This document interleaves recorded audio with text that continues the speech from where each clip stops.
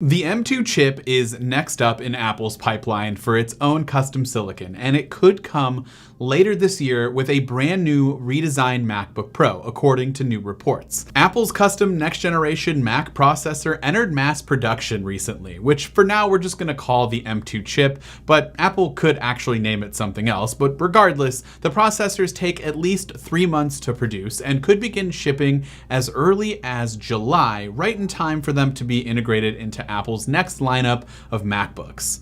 Produced by Apple supplier TSMC, Apple's custom M1 silicon made its debut late last year with the introduction of that Mac Mini, the MacBook Air, and the 13-inch MacBook Pro, bringing considerable performance improvements and battery efficiency over the Intel chips that it replaced. Then, just a few weeks ago, we saw the newly redesigned iMac to include the M1 chip. But next up on Apple's plate should be the new generations of MacBook Pro, specifically the rumored 14 and 16-inch MacBook Pros. Now, aside from the M2 chip, which should help build upon those improvements for performance and battery efficiency, we are expecting to see quite a few new changes for the latest MacBook Pro.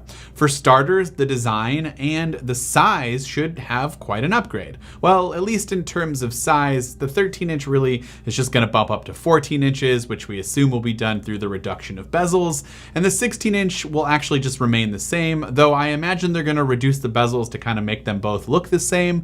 But the screen size will obviously remain the same, so I'm guessing they're just going to have to reduce the footprint a little bit of that 16-inch model. It's also believed that these new machines could feature flatter edges, no curves, kind of similar to what you see with the iPhone 12 models, but there have been some conflicting reports from other outlets on this, so not quite sure where we stand on the actual design. Perhaps one of the biggest changes to come with the design are the inclusion of more ports. We had a bunch of ports on MacBooks, but then they took them away and only gave us USB-C. Now, according to analyst Ming-Chi Kuo, he believes Apple is actually going to add additional ports back to the MacBook Pro models, though he really hasn't told us which specific ports these might be. However, leaked schematics did make its way out recently, and some of them feature the logic board of that next generation MacBook Pro.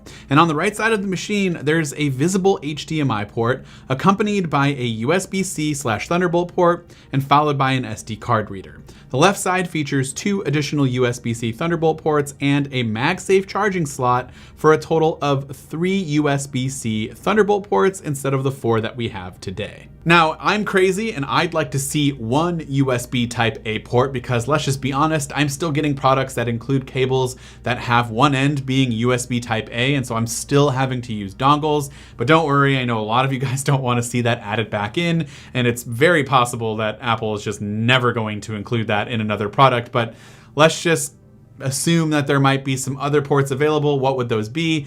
Maybe HDMI, who knows? 3.5 millimeter headphone jack hasn't been removed yet. It's still possible that will be on the next generation. Something that won't be returning to the next generation, however, seems to be the touch bar. I loved the concept when it was first released. I thought it was really cool and slightly innovative and just different, but it never seemed to materialize into anything that was actually useful, at least not for me. All of the apps that did support the touch bar only implemented functions that really I ingrained in my brain how to access quickly by a keyboard shortcut. So it just didn't make any sense to move my hands off the keyboard, reach up and do the touch bar. It just wasn't fast enough. Kuo says that the touch bar will be removed in 2021 MacBook Pro models and will be replaced with a physical row of function keys. And Bloomberg's Mark Gurman has corroborated that report, saying that Apple has in fact tested versions of the new MacBook Pro that do not have a touch bar. It's also very possible that Apple transitions its displays to MiniLED, a transition that has already started to take place on the new 12.9-inch iPad Pro. If Apple does transition to MiniLED for the 2021 MacBook Pro models, the displays could use somewhere around 10,000 LEDs, each under 200 microns in size, which is crazy, and Mini-LED technology will allow for a thinner and lighter design, offering many OLED-like benefits such as improved wide color gamut, high contrast ratios and dynamic range, and much truer blacks. And that's really it in terms of those rumors from credible sources, things that are pretty likely that could happen. We could expect to see, again, just recapping, some slightly different looking MacBook Pro design changes, some new old ports being added, the M2 chip, and perhaps an updated mini LED display. But it would be great if we saw some other things like new color options, which doesn't really seem to happen on Pro machines. It's just not the company's style. So I wouldn't expect that, but maybe, you never know. They did it with the iMac. Of course, I would love to hear your thoughts, everything that I just talked about, in those comments down below. What are you excited to see about the new MacBook Pro? What are you hoping to see? Go ahead and let me know down in those comments. This has been Dan with Mac Rumors. Thanks so much for watching, and I hope to see you around in the next video.